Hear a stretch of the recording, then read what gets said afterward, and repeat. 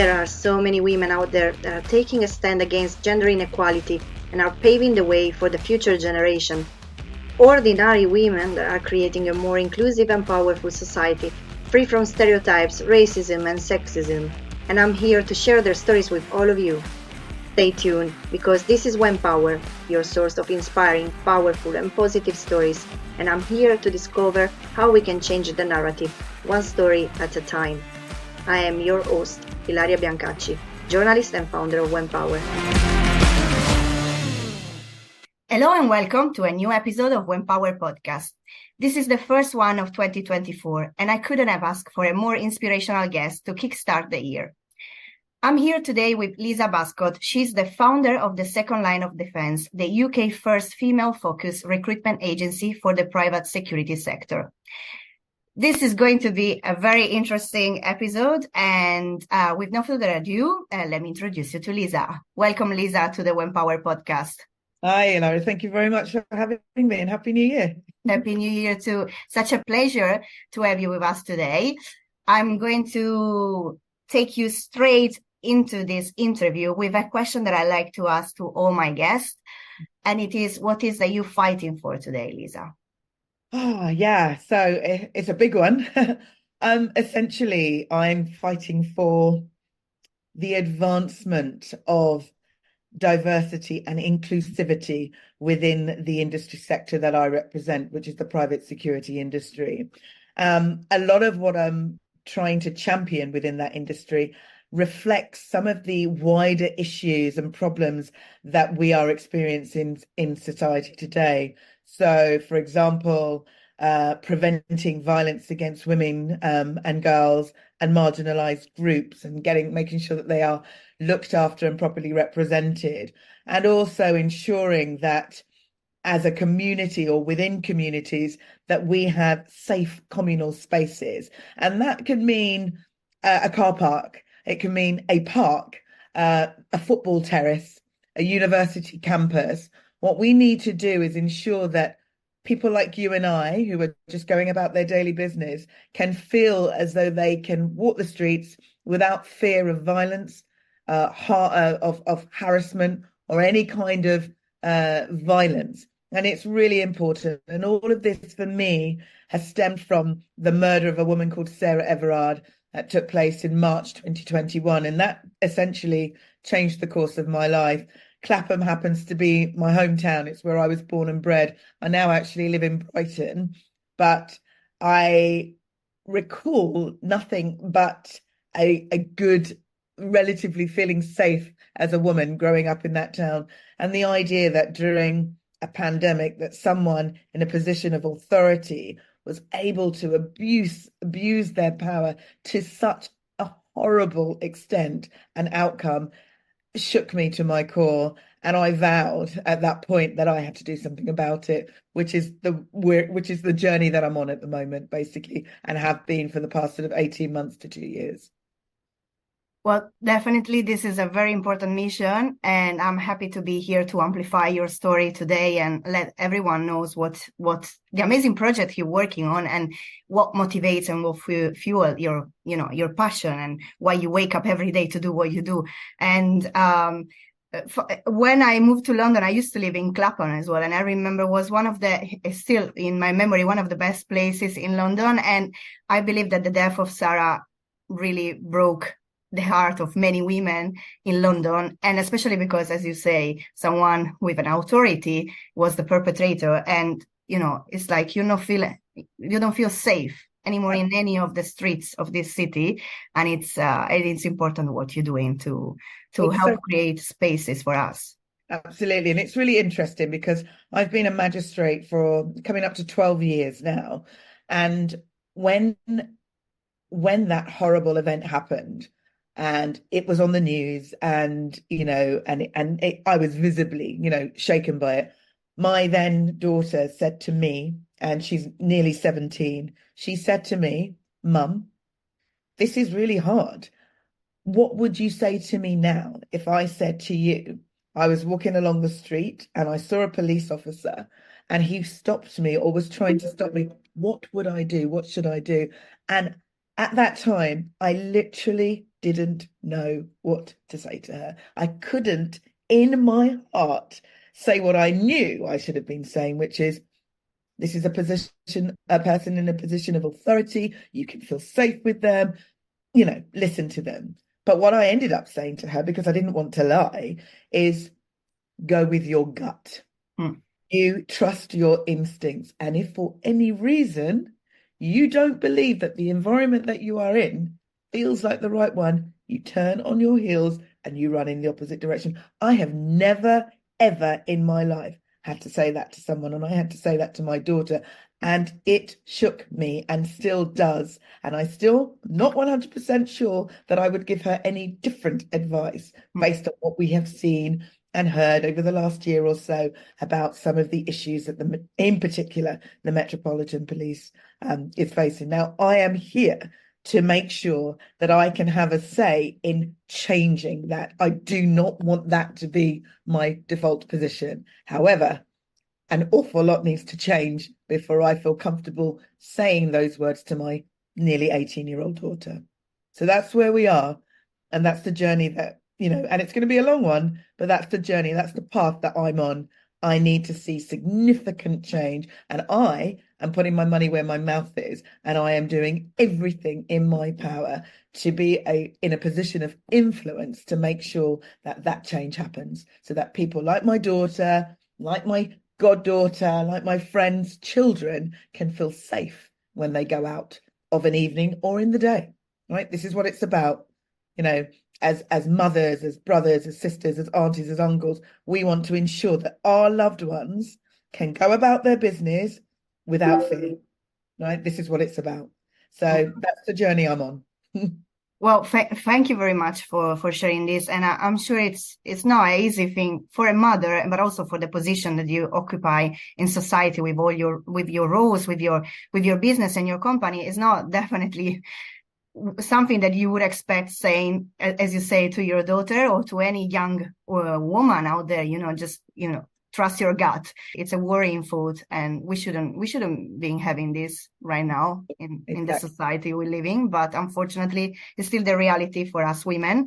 And as I said before, it's really important that you are creating spaces but also provoking conversation on this, because it's something that we really need to talk about, and even bring more men on board with all this initiative, as we are not standing alone in this world. So we need the support from everyone. Absolutely right.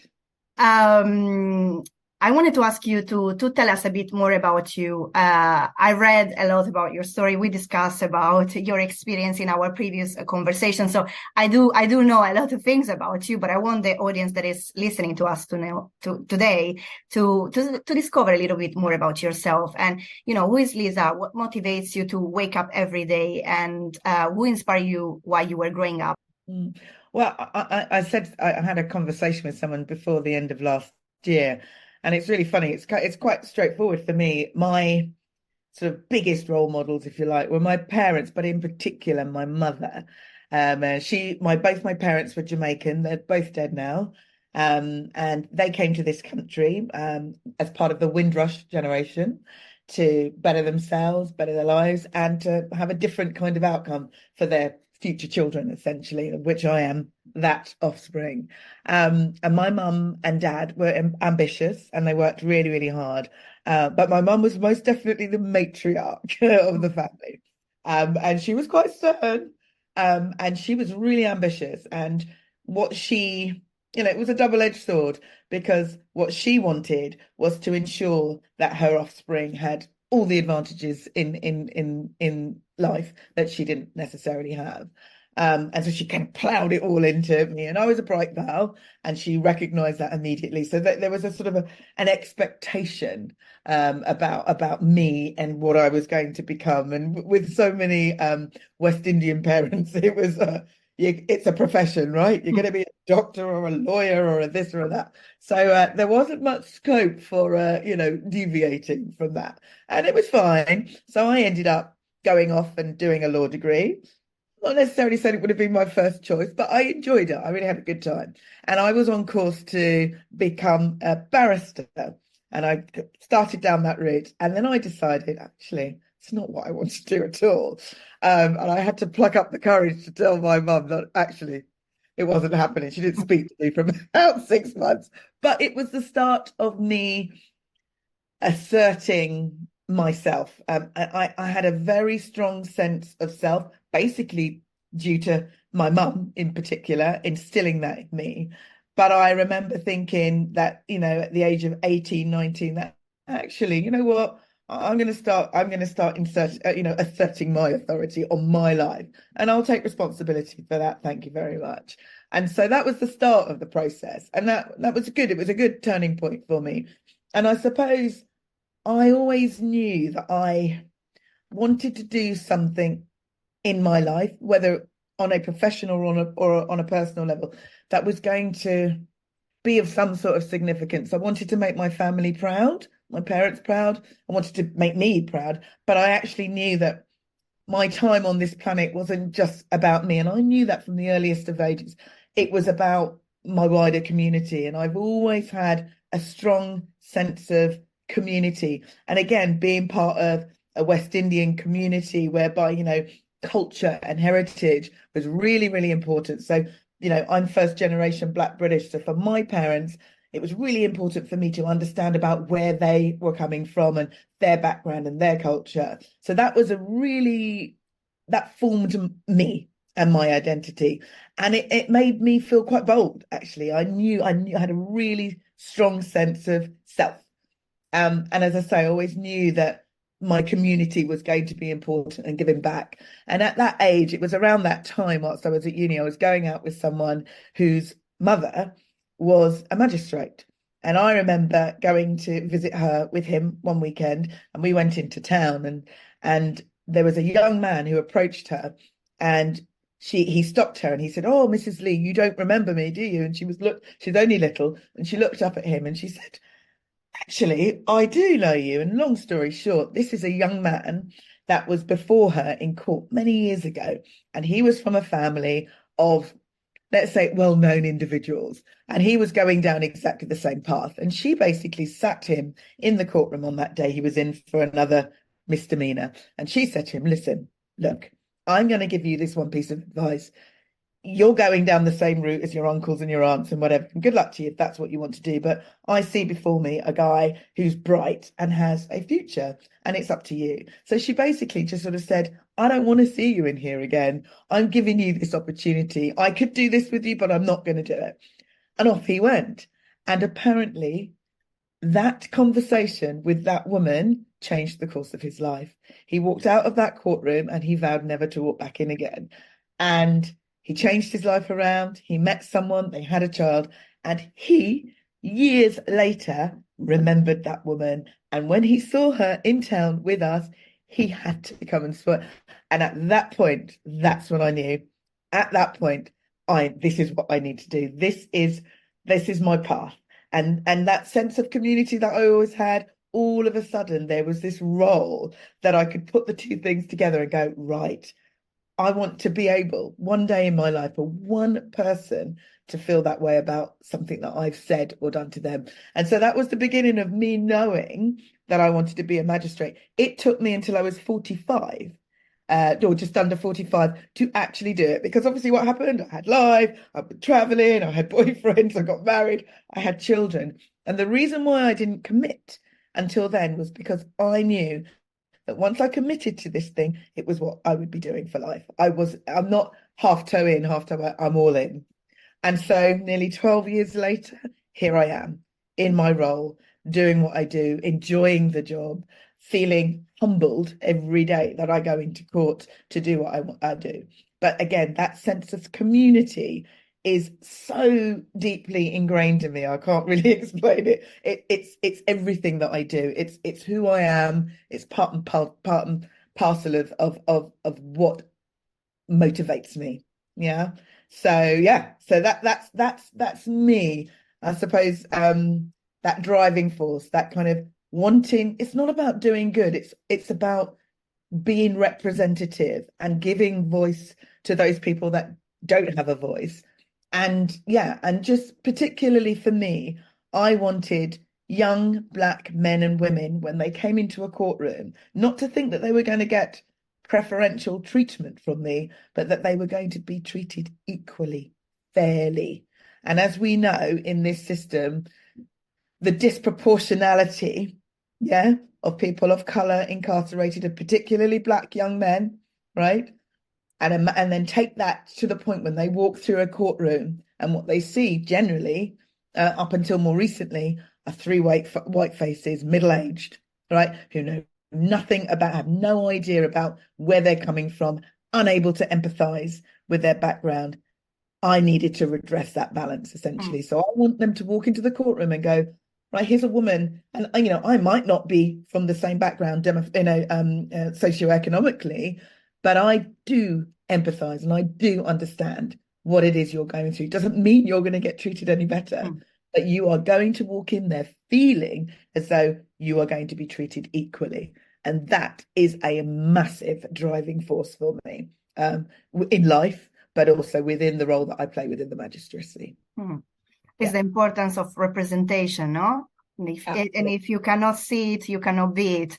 We talk about this so much. Sometimes it sounds more not empty as a sentence, but if you need to walk the talk, so you want to see more people like you represented. So what are you actually going to do about that? You cannot just sit back and relax and enjoy the view and feel like, oh yeah, I just want more representation. But as you say, community is important, and giving back to the community, it is even more important, and to give a voice to those that cannot have it, they don't have a space, they are not listened to, it's tremendously important. And I think it's a great force to have, and a great motivation to get you out of bed every day. No? Sure. No, absolutely. And as I said to people, I say it, and I say it not lightly. Outside of having my two children, it is the single most important thing I have ever done and continue to do in my life. And possibly the journey that I'm on now is coming to a close, you know what I mean? But outside of my children, it is the single most important thing that has driven me this past decade or so, and continues to. And also, I think we will discover more with other question after, is that what impressed me as well about your story is that you had a dream when you were younger, and it didn't necessarily came straight away. You had to go through different other careers and path and experience. You mentioned it as well, traveling, just living your life as a young woman. And then when it was the time, when you were ready, when you were capable of standing up to this mission, then the job and the opportunities came to you. And I think this is also the reason why in 2021 you became an SCIA licensed door supervisor. And it is also what led you to launch and found the second line of defense. Shall we talk about this more? No, absolutely. And it's really interesting that you talk about, we talk about life and life experience. And I've known along the way that certain things have been significant, significant sort of markers in my life. Divorce was one of them. That completely changes your perspective and means that you have to draw on resources that you don't even know whether you have the strength to do it, but you do. And it's the making of you, and can be the breaking of you, but it was the kind of making of me in a way, because it forced me to, at the age of 40 odd, to completely reevaluate my life with my two young children in it, and what does this mean for me? And I when I got to 2021, when I moved from London, relocated to Brighton, I was in a really good place. I was in a happy place, and I had no idea that this thing was going to be on the come on the horizon. And I keep referring to, when I talk to people about my journey, I refer to myself as an accidental activist. I did not choose this path. I absolutely genuinely believe that it has chosen me. I literally felt compelled to do what I'm doing. And so when I saw that news bulletin about this missing woman in my hometown, I knew that they were not going to find this person alive. But I didn't know at that point that it was going to change the course of my life. And then I just remember feeling angry, really angry that still, 21st century, this stuff was still happening to women. But I think what was even more poignant for me was that this is not Sarah Everard wasn't the first, and she unfortunately will not be the last to be brutalized at the hands of mainly men. But for me, the difference was all of a sudden my children were of an age where it felt much more personal to me.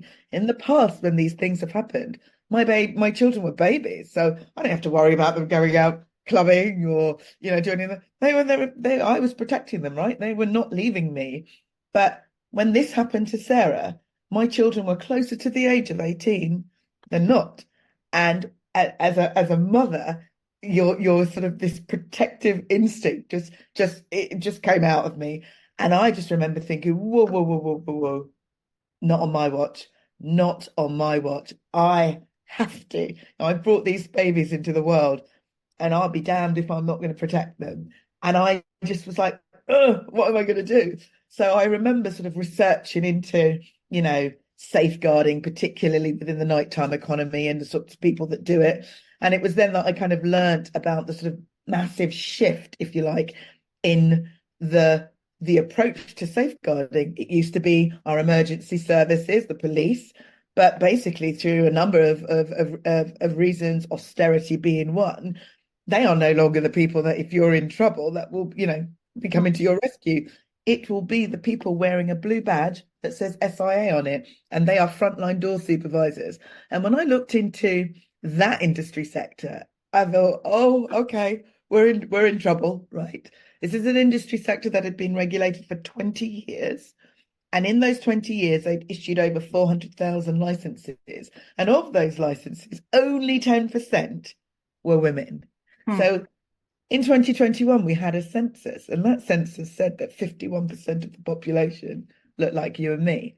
So I was like, let me get this right. So I go out, and my daughter goes out and have 90% of the time that she goes out, the people standing on the door have been no relation to her whatsoever. They don't understand her journey. I mean, and this is the important bit, the actual journey that a woman or marginalized groups like the gay community, what they go through and what they have to subconsciously consider just to go out and have a drink, right? Yeah. Men, they go out, put their jacket on, they're thinking about what pint they're going to have. We, subliminally, are thinking, is my phone charged up? Have I got a backup charger? Am I wearing the right kind of shoes? Oh my God, who's going to bother me when I walk to the bus stop? When I'm on the bus, am I going to get hassled? When I get to wherever I get into, am I going to get hassled by the person on the door? When I get into the bar, or is my drink going to get spiked? Might I get touched up by someone? All of these things are incumbent on us. And we've been told as women that we need to sort of minimize ourselves. We need to do something about stopping predators doing us harm. And I'm like, no, this is nonsense. This has got to stop. And part of the conversation was with women as well, because up until the Me Too movement, we were quite happy, or we were very silent about this conditioning that had been happening since the day we were born, right? We just kind of accepted it. But I definitely saw a significant shift around 2016, 2017 with the Me Too movement. All of a sudden, it felt as though women, and again, this was spurred on, I particularly think, by the Gen Zs and the millennials going, you know what? We're going to use our mouths and we're going to speak out about this, and we don't care. And it was, for me, as an older generation woman, I was like, yes, come on. Do you know what I mean? It was like, yes, this is right? This is absolutely right. And then coupled with, slightly further down the line, we had the social movement around the George Floyd killing. All of a sudden, I realized that there was a shift, there was something going on, and it was to do with this new cohort of young people deciding, understanding right from wrong and being able to articulate it in a way that made people want to listen, right? And I remember thinking, no, right, now is the time. I think there is an appetite to hear, to voice dissent, if you like, around all this nonsense that has been happening to women. And, we don't have to sweep it under the carpet. And we need to talk to our young boys and our brothers and our sons about what is going on. And they can't get away with saying anymore, oh, well, we didn't know. No, we're telling you now, right? You're hearing about it now. You do not have an excuse anymore. And, don't get me wrong, I understand why many men in the past would be like, we're not mind readers. Yeah. But now things have changed. And I want to exploit that mood change, that societal shift. And I don't ever want the dial to go back in the opposite direction. I am only interested in moving in one direction, and that is changing the cultural perspective around how men in particular perceive, not all men, but some men perceive and treat women and feel that they can do so. And for women to feel as though they are not being difficult by expressing these things. I want the world that my young son and daughter are going to be living in to be a different place. And as their mother, it is incumbent on me to do exactly what I need to do to start that process. Now, I can't do it on my own. I know that, but I do have a voice. And like you said, I don't want to be a naysayer moaning about things and then not doing anything about it. So that, it's part and parcel of who I am. I often just kind of go right in there when I feel that there is injustice or that underdog over there needs the voice. I've always been that person to kind of just go in there, right? Afterwards, I just go in there and I wrap my arms around them and I say, come on, we can do this together. And I feel so strongly about the work that I'm doing within the private security space and wanting to help them transform themselves, because essentially what that industry needs to do is go through systemic change. This is transformative.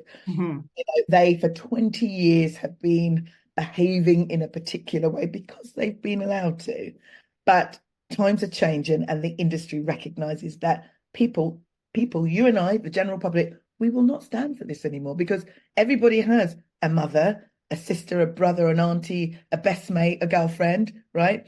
And they worry about them when they go out and about. And if the people at that frontline level are the ones who are going to make the difference between safeguarding someone, keeping them safe, and not, then we need to have a say in the types of people that are going into that role. It is absolutely imperative. And this is why the conversation that I'm having with the industry is not just for the industry. I am wanting to have this conversation and take this conversation to our communities, right? I want mums and dads and brothers and sisters and uncles and aunts to be a part of this conversation, because it is everybody's problem, right? Yeah. Keeping people safe in those environments, right? Communities, communal spaces is all our problem. And we cannot keep saying, oh, it's really bad, but I'm not going to do anything about it. Oh, it's really bad, but I'm not going to do anything about it. We've got to do something about it. So I've kind of recognized that I am going to be that voice, that sort of conscience on everybody's shoulder, the industry in particular, right? But also I want to have a dialogue with communities about what they can do, the voice that they have to bring about change. If you want this place, if you want to go to Primark and shop without seeing some violence happening on the high street, do something about it. Engage with your local MP, whatever. You can do something about it. And so I positioned myself, in my role with my business to bring that conversation to the nation, essentially. And it's, I spent all of 2023 kind of speaking to people, building alliances, partnerships and collaboration with people, because I know what I am trying to do is yay big, right? It is indeed. I can't do it on my own, right? It's about, last year was about finding those strategic alliances and those groups of people that can help me on that journey. And I am just one person, so it's about saying to that stakeholder, come with me on this journey. use me. Let's do this together. And look, there are 6 other really major stakeholders who together, if we get this conversation right, and we basically tackle what I believe are 3 key issues that straddle issues that are happening in society, but also have a very, very strong thread in terms of safeguarding and security. If we can get and build alliance and conversation around these 3 big topics, then I think we're going to get some way into moving the dial in the right direction, right? Changing behaviors. So, the first pillar I talked about is transformational change, systemic change within a frontline system of security that basically we as a general public, that is our first interaction with security, but it's everywhere, right? Yeah. Sainsbury's, Primark, bars, restaurants, there's courthouses, hospitals, everywhere you go, they are wearing that badge. And so you need to know as an individual, as a member of society, that these people are the right people, right? And we know within that industry, there is so much wrong going on within the industry sector. People aren't getting paid what they should be getting paid. The training is substandard, right? There are rogue organizations, exploiting people. We need to, living wage standards. We need to correct all of this, because if we don't correct it, we're going to get people going into those roles who are not suitable, right? And then and it perpetuates the problem. But we need that industry sector to be a sector that people want to go and work in for all the right reasons. And we need to get that right. And then as part of that journey, we need to be looking at these, for me, what brought me into this industry sector is absolutely private security, the role that they play in helping to prevent violence against women and girls and marginalized groups, right? So having a better awareness and being more cognizant of the issues that those particular groups or particular people face, and we need to address them, but we need to do it in a sort of a joined up way. So there are lots of amazing organizations out there doing lots of different things, but what I'm not seeing is joined up conversation, right? Everybody's doing 50 million. We need to get meaningful data, to get meaningful responses and initiatives set up. We need to have joined up conversations. And again, by being on certain steering groups and committees, I'm able to hear the conversation of some of these groups and pull them together. My ambition for the industry and for society is for us to eventually have a body that is one body that represents everything that goes on in the country, right? Rather than 50 million different initiatives going on, confusing people, and it's difficult to get momentum around something like that if it's so disparate, right? Yeah. Organizations are more likely to kind of want to put their money into one big pot if they know it's going to help everyone, as opposed to 17 different ones. So that's a barrier for me. It's one that I'm going to have to keep chipping away at. Because I think everybody likes the idea of being able to say that they've ticked that box, but I want them to kind of get over that and actually see a bigger picture. Like what is it we're trying to solve? What's the problem we're trying to solve? All right, how can we do that together and still tick the box in our respective sectors or whatever? But actually, if we're really going to make a change there, we have to start talking to each other. So that's huge for me. And as part of that initiative, I'm proud to have been invited by British Transport Police to work on their race action plan and their initiatives around preventing violence against women and girls. I'm also working, as you know, with Safer Business Network, and that community interest company is the brains behind Wave and Ask for Angela training throughout London. And I, again, proud to be on the board. And as I say, I want to use my experience sitting in these groups, big pockets, to see what I can do to kind of bring the conversation around one table. Yeah. And then as I said, the third for me is once we've, so my dream is to have this transformed frontline, in particular private security industry sector, where the people doing that job are properly reflecting the people that they're serving within their communities, that they look like them. I want my daughter, when she goes off to uni and she's out with her mates, when she goes out on a night, she's going to see a collection of people on the door that actually represent the people that she's hanging out with, and that that's my ideal. That's my dream. That's what I'm working towards. And as part of that, I want her to be able to walk out with her friends, feeling safe, right? Feeling as though, there are things in place that will enable her to walk the streets of wherever she is, not having to look over her shoulder, right? That's the ultimate goal. And we've got a long way to go before we get there. But that's ultimately what I'm aiming for. And as part of that, the third pillar is about what we do as businesses, local authorities, whatever, to ensure that those spaces are as safe as they can be, right? What are we doing? So when, we are thinking about a new car park, let's have a little think about that car park with a woman in mind. Because I tell you what, for me, one of the places that I feel most unsafe of all the communal spaces in the country is a car park. Me too. And I It is think day or night. 90% of people are listening to us today as well. It's a very Day or frightening night. space. Correct. And it's like, hang about. How is it that we are still building car parks that make women feel unsafe? Something's got to change.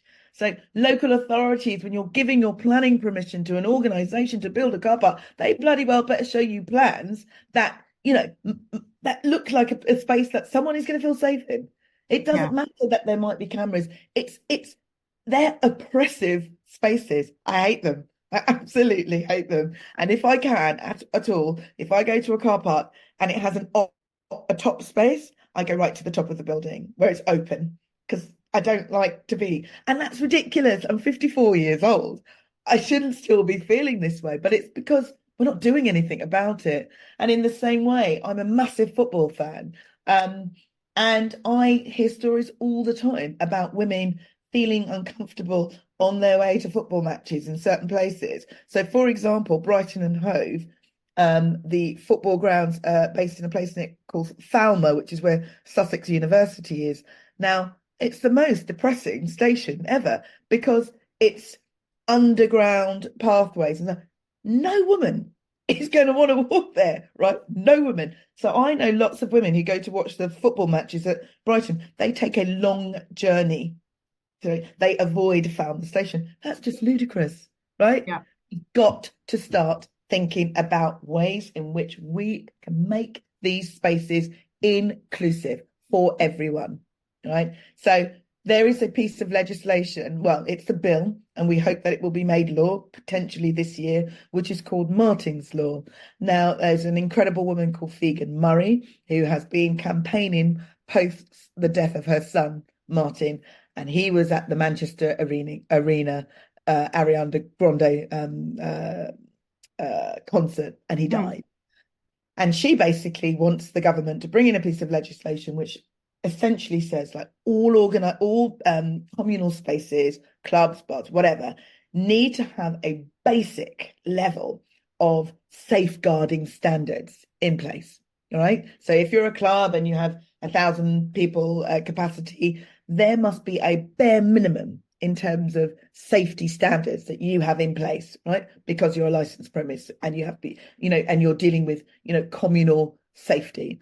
And it got a mention in the King's speech recently. So hopefully it means that we're on the right path. But it's about ways in which we can encourage businesses to see this as an opportunity, right? If you have safer spaces and you can show that and market that, then you're more likely to have my daughter and her friends wanting to go to your space because they know that they're going to go in there, that you've taken some kind of initiative around spiking of drinks, that you have no sort of dodgy dead spaces in your organization where dodgy things might be able to happen to them, that you know that your security staff are fit for purpose, right? And that they are diverse and that they can handle the very diverse issues that happen in a space like that, from sexual assault to spiking to neurodiverse issues, you name it.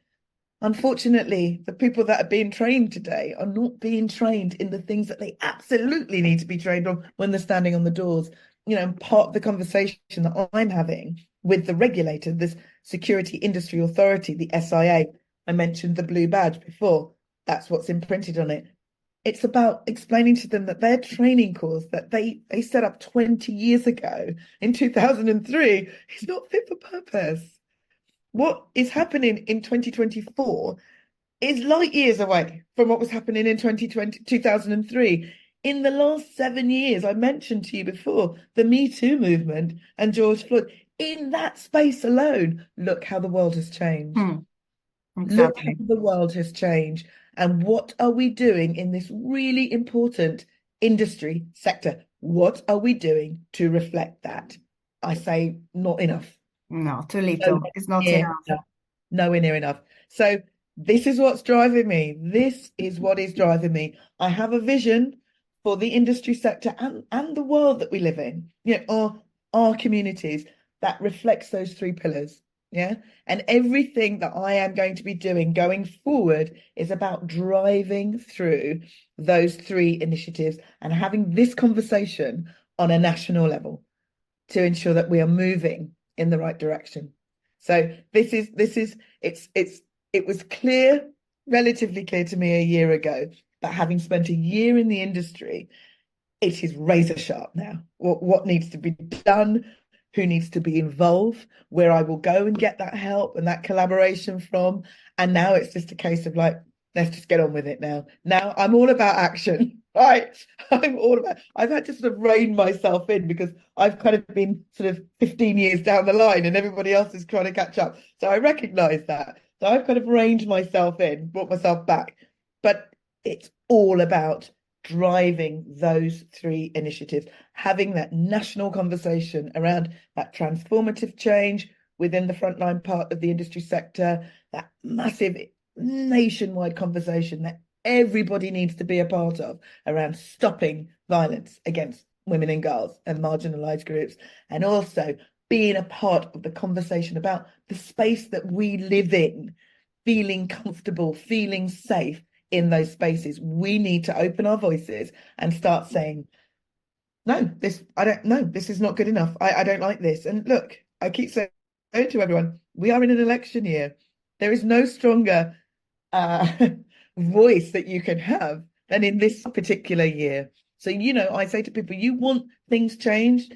First of all, you've got to open your mouth. You've got to be prepared to do something about it, whether it's just writing a letter to your MP or going to a local community group to have a discussion about change. But it's also the ballot box, right? Yeah. It's powerful. It's super powerful. I mean, I was absolutely proud of my daughter, who the very first thing she did when she turned 16 last year was register her interest to vote. And I didn't even know she had done it, but I almost cried when she proudly came in and she went, look, Mum, look. And I was just like, yes, this is what I mean. We start these conversations now with my daughter and my son, who are going to be our future leaders, our future. If they understand the power of this at this point, then we're doing something right. But we've got to keep going. We've got to keep having that conversation. We can't be complacent. And No. that, if anything that I've learned in this last sort of 12 months is that, I've come across an awful lot of complacency, and that has been my biggest battle, if you like, kind of having that, and I'm not afraid of a difficult conversation. As I say, I think my 10-year history has built me up for this level of resilience now, because I will need to be resilient, because it's going to be hard, and there are going to be people who just don't want to go on that journey, right? They just don't want to do it. And that's what I have to build up my strength for. It's not the people like you and other people who get it, right? I don't want to preach to the converted. I need to have those difficult conversations, and I need the strength to have those difficult conversations, and I need to have the allyship to back me up when I'm having those difficult conversations. So that's what all of that work, all of that hard work into 2023 was all about, putting me in the very best position that I can be in this year to start driving through this initiative. And it's huge, but why think small, right? If you're gonna do something, reach Everything that we bring a reach, change is not small. It can't be small. And reach for the I, stars. yes, and I mean, the path you chosen is definitely not an easy one. I want to just say to the audience, 2024 is the year not to be a bystander anymore. So if you want to be involved with Lisa, if you want to help, if you just want to, have a difficult conversation or explore different topics, you can, we will share the details afterwards, but please get in touch with her because as we said, for both of us, community is really important. The network that we build is our net worth. And we really rely on opinions of people like you that are listening to us today. So no more bystanding in 2024. Just take action, please. I love it. I love it. And I know that you already covered this a bit, but for me is what is important, obviously, as When Power mission is to bring the focus on women. So why women are so important in the security industry, and what do you think you can bring with your agency that obviously is already not out there? Because if you have created one, there is a gap, so we need that. But what are the particular things that women can bring to the conversation, to the job, to make this industry more inclusive and diverse? Yeah, no, absolutely. Well, apart from anything, it stems back to the basic maths, basically. 51% of the population in this country are women. So we have a frontline security sector that is basically lacking, woefully lacking in representation when it comes to women.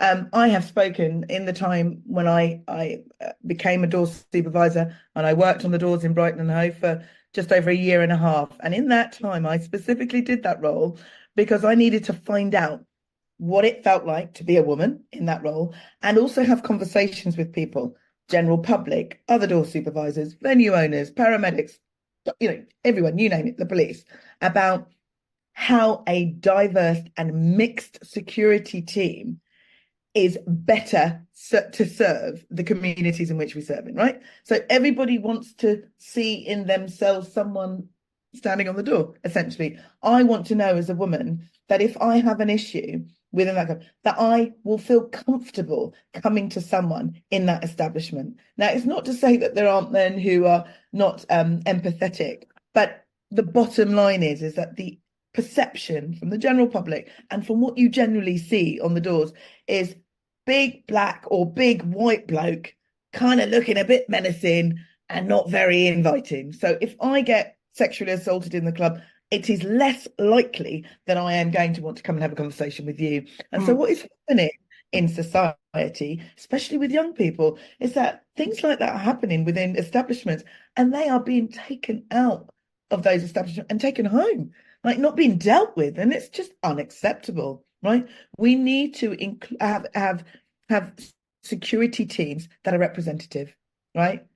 But the gender imbalance is so off, right? That's the glare in me, obviously. And also women, I absolutely stand by this. We take a different approach to conflict, right? We are less combative. We are more likely to want to seek resolution, and we use our mouths, right? We use the art of listening and speaking to control situations. I think in the 18 months that I was doing that job, I don't think I put my hand on a person once. Or maybe I did to physically help them because they were so drunk to get them out there. But I didn't ever have to resort to physically. And that is part of my remit in that role. I can, as a last resort, if it means keeping an individual safe or other people safe, I can, with my colleague, eject someone. I've never had to do that. I've just spoken to them, right? And I often laugh and say I put my mum voice on. You raise your voice and you have a certain tone and they're like that. But it's effective.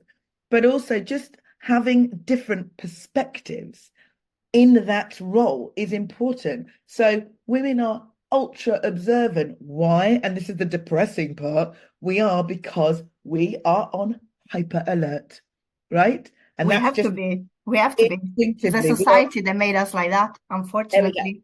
So when I'm standing on the door of a club and I'm assessing the queue, I can pick out nuances in a way that the men standing with me have no idea because they don't know what to look for. I can sense it. I can see agitation of a group of people, right? I can see it from way up there. So by the time it gets to me on the front door, I'm ready for it. Or I've already gone up the line to see what I can do to diffuse it before, because at the end of the day, my role, I believe, in that role is to facilitate people having a good night out, not to keep them out, to facilitate them having a good night. Now, if by spotting something and walking up the line and talking it out before they get to the point where the big blokes on the door might not want to, then I am doing my job. They will Mm-hmm. go in, they will have a good time, they will see that I care and that I've communicated with them, because this is what it's about. It's about communication, it's about empathy, and it's about recognizing that you're there to facilitate, not to be a bully and not to prevent people from going into an establishment.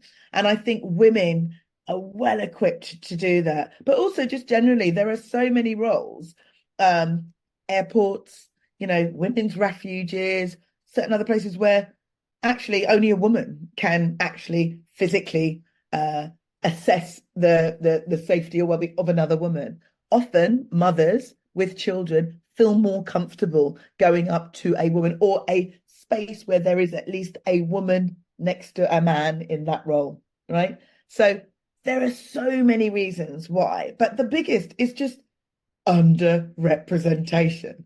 Full stop. You cannot have an industry sector underrepresenting 51% of the population. It's unacceptable. Me, without my security hat on as a mother, unacceptable. Right? That has to change. And for me, that's my personal goal. My personal target is to ensure that in the next few years, when my daughter is off at university or whatever she's doing there, it's going to be significantly different for her. I want that visible change to have happened. And that is not a difficult thing. And this is why all the conversations I'm having with those big security companies, the top 20 security companies in the country represent about 80% of that frontline offering. So if I can get them to commit and change that demo, those numbers, then we're going some way to making a difference, right? Yeah. Needs to be happening. Representation needs to be happening throughout the industry at all levels, but the significant one, the ones that materially affect people's lives in cities and towns and rural areas, is that frontline sector.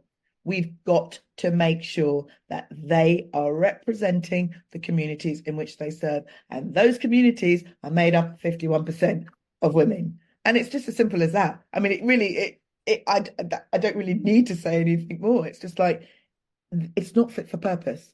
It needs to be fit for purpose. So that for me is, as I say, is the driving message. And I just think as an industry sector, so much can be gained from getting women into these roles. Just as I say, just a completely different approach to the way in which we resolve conflict. Yeah, there is always going to be the need for force, for physicality. All right, and men have that over us. They definitely do. But it's that combination, it's that blending of these sort of perspectives that I think is what is needed. And I personally believe that as part of that change, we need to make venue owners much more directly responsible for the security teams that they bring in. At the moment, as a licensed organisation, you just have to tick the box and get the company in. But the due diligence, right? Is that the right company? Are they truly representative? Are your customers happy with what they're doing?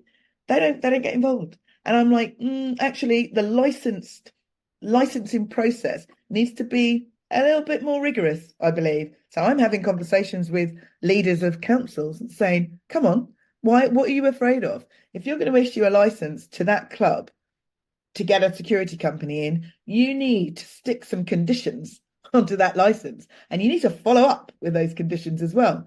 And you say, right, I'm going to come and do a spot check and see how representative your security people are, or do a survey of your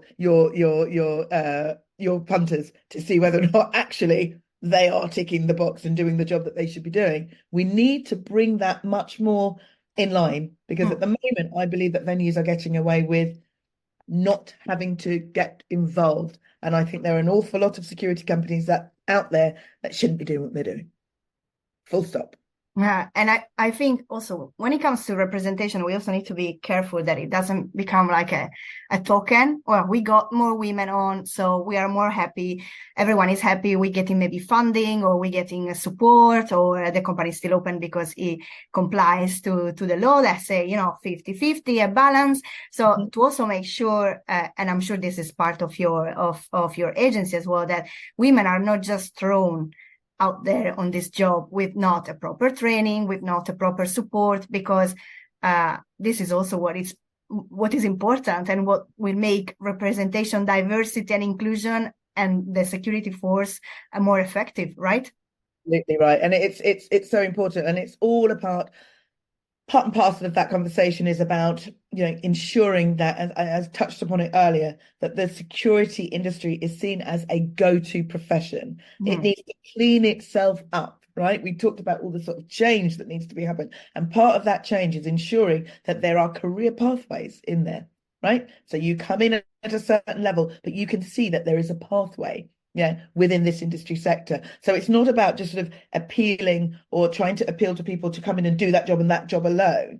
It's, yes, that's your entry level for most people, but it's about, once they're in that entry level, where can they go afterwards? So it's about professionalizing that industry sector and making it fit for purpose, and therefore making it attractive to women. Because I wouldn't want a woman to go into that role if I thought that they were just going to be thrown in at the deep end, not cared about, not supported in any way. It's not what we want.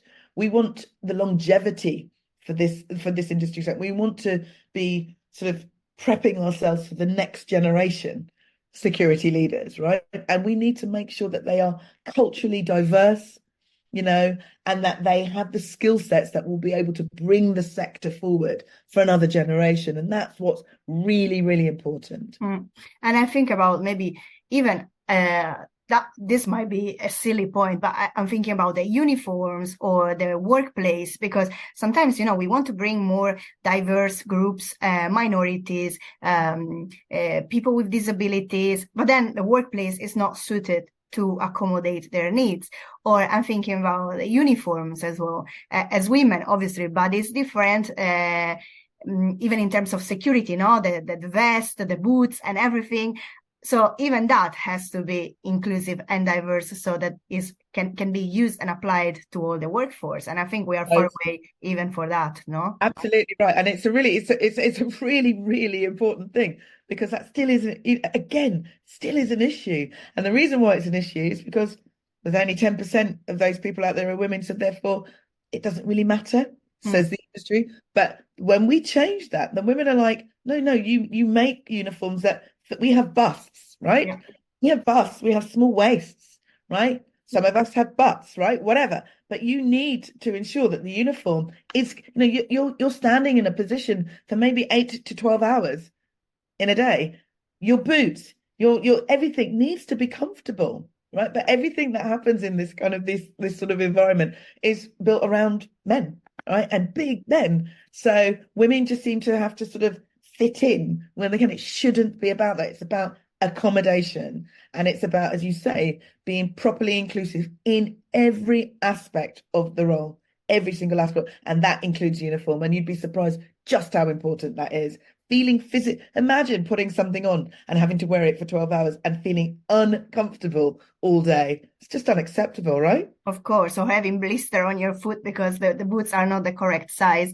And maybe this is a very particular field, obviously, because it requires uniforms and specific work. Obviously, your work location is a club, so it's the club that will need to apply to a workplace that is suitable to your needs. But think about any other industry. Nothing is actually fitted for women. And as you say, we need to shrink in, we need to adapt, we need to make it work. And it's like the car park, like we talked about before, or you're a football fan, and even football teams, female football teams, sometimes they don't have tampons bins in the toilet of the places where they train and they play. So it's the whole world that is not suited for women. And I don't know you, I mean, I think so, but I'm a bit tired that we always have to, squeeze in and try to find our place. That place should be there already available for us. Yeah, and that's why I'm more than happy to be that person shouting from the rooftops for in particular for women. And again, sort of places like football stadia, really important conversations to be having with them about the little things that they can do to make the space that they're operating in much more inclusive for people. Really little things. And those conversations are starting.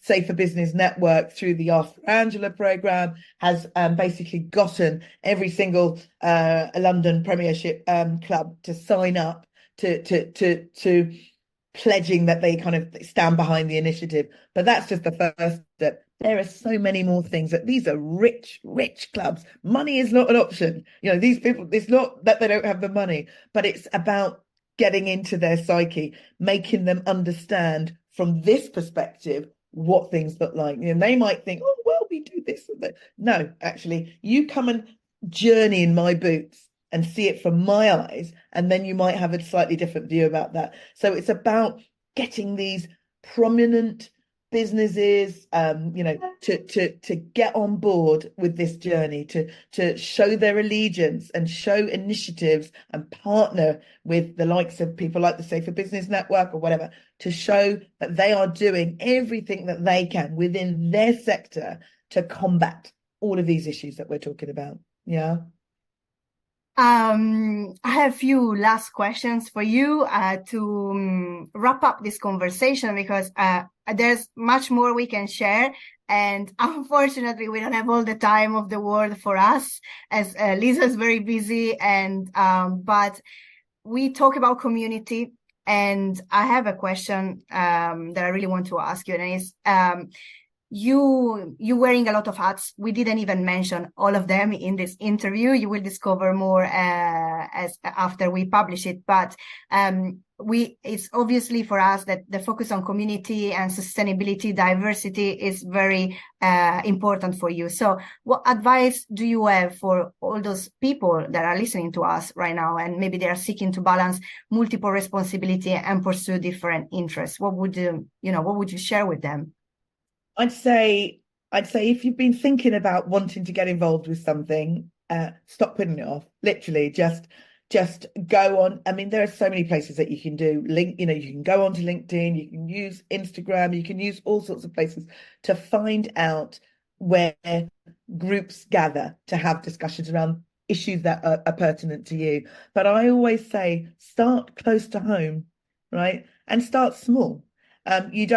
I think the thing that overwhelms people when it comes to sort of getting involved is, oh my God, that is such a big thing. What am I going to do about it? What difference will it make? Every little bit that everybody does builds up to make this big difference. So I say always start locally.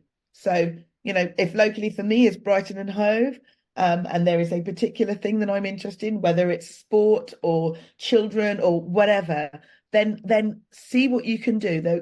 Your local Chamber of Commerce is also a really good place to start with finding out who does what, where, and how you can get involved. And also, if you have issues, you have your member of parliament, you live in a constituency and you have a representative for your constituency in Parliament. And actually, the first thing that you can do is get onto your laptop or onto a computer and just draft a letter and just say, hi, Sue, hi, John, local MP, I have a concern about this. Can you please tell me what your party are doing about this? What initiatives have taken place over the last 10 years, X, Y, and Z? I want to be able to do X, Y, and Z. Point me in the right direction. That's your first step. I always say, start right on your doorstep. Don't worry about what's happening next door or down the road. But where you live and you breathe, because you have a perspective on that, right? Whether it's taking your child to school of a morning, going to your local post office, going to your corner shop, going to your local town hall, you have a perspective on the place, in the place that you live in, and you are best. There's no one better than you to share that, right? And Yeah. you have a voice and you're allowed to, right? You're allowed to. So I say, just like you said, no more procrastination, no more putting off tomorrow what you can do today, and start small. Start small, whether that is at your local school, or local community centre, or wherever. But say something, do Mm. something. Yeah. Mm. Another word come to my mind and is engagement, no? Because community and what just after what you say now is like engage with the conversation. Whether if it's just maybe you join a group and that's it, and that's what you can do with your time, with your commitment, and but just do it, take the first step. And also to all maybe the business owners or women that are listening to us that are thinking, oh, I would like to create a business. Sometimes we look for idea in crazy places, and as you demonstrated with your story, the idea is much more closer to your heart, to yourself, to your lived experience than what you actually think. Like in your case, is your safety of your kids that drove you into this new chapter of your life. In my case, was the experience I had as a young journalist. For another woman, could be her lived experience, and this is what motivates us and what is going to help us to make a change, even if it's small. At least we're doing something about it. So don't be scared. I totally 100% echo that. That is, and it has to, you're right. And the reason why it needs to come from here is because that's where the authenticity is. That's the place of it's truth, right? It's real. It's truth. And no one can mess with your truth. Your truth is your truth. And so act on it. Act on it. You feel it in your gut. Do something about it, because I guarantee you there are about 15 other people feeling that too. And then you connect with those 15 other people, you're powerful. You're really, Exactly. yeah. If you had to choose a word to describe your 2023, what would that be? Roller coaster. Okay. Right, it was empowering. It was definitely a roller coaster journey, just like it was just and but it was enriching, enlightening, but it was empowering. It was empowering because it it was, I suppose for me, it was kind of almost sort of make or break. I threw myself out there. No one knew who I was in the industry on the 1st of January, but I felt that compulsion. I talked about it before, that thing that was driving me was driving me. It was driving me. And I kind of threw myself out there, and I didn't care whether or not anyone, what anyone had to say about me, because I knew that I was coming from a place of authenticity. I went and did that training course for a reason. I didn't stop there. I then took myself off, stood on the doors in the cold, in the wet, in the whatever, whilst being a magistrate. There were times where I'd finish at 5 o'clock in the morning, come home, have a few coffee, and then get and sit on the bench in court, right? It was driving me. And when you're coming from that place of true authenticity, no one can tell you that you haven't got something to say that's worth listening to. It's your story. It's my story, right? But I recognize that this is a story that resonates with many, many people. But I'm telling my story and I'm on my journey, and I want to bring as many people along with me as I possibly can. But I can only tell the story from my perspective. Of course. Hope that it enriches and enlightens people, so that they can kind of, it stimulates to possibly do something themselves. That's it. Exactly. All I can ask for. And January, is the month of writing down New Year resolution, New Year, New Me, vision boards. Do you have a word for 2024 or what you hope for this new year? I suppose, I don't know whether it's just one word. I mean, definitely this year is more action, but action in a different way. So 2023 was, if you like, almost about authenticating myself in a space, getting my voice out there, making people understand what it is that is driving me and what it is I am trying to achieve.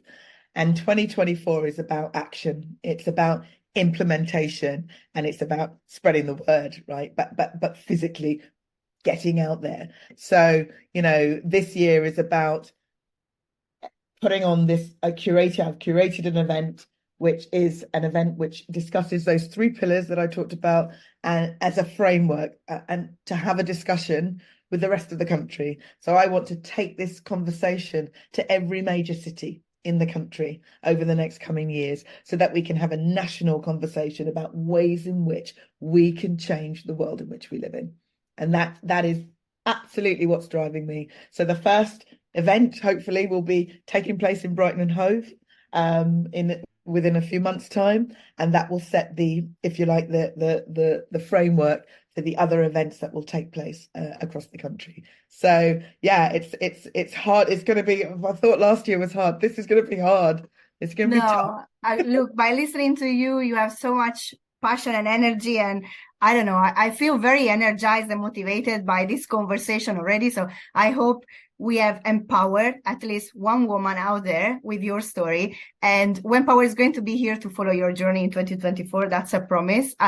That's one of my resolution for this year. And my takeaway from this conversation is to, really, community is important. Your network is important. We are not alone in this daily fights that we decided to embark on, and we need to leverage these connections, the power of community around us, because this is what, I don't know for you, but for me, it's also what motivates me and makes me think like, okay, I'm going to wake up today because at least I'm going to share another woman's story, and that will empower another woman out there. So let's keep doing what we're doing, and to a new year filled of challenges, adventures, connections, and action. Yeah.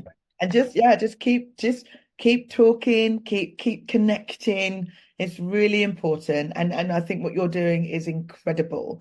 And I think there's so much synergy between what you're doing, what I'm doing. There's so many amazing, amazing people out there. And yeah, I just say to everyone, anyone who wishes to contact me to have a chat about what it is I'm doing, or anything that they think that they can participate in on this journey, I am open. This is an inclusive conversation and an inclusive journey. So bring on 2024. That's what I say.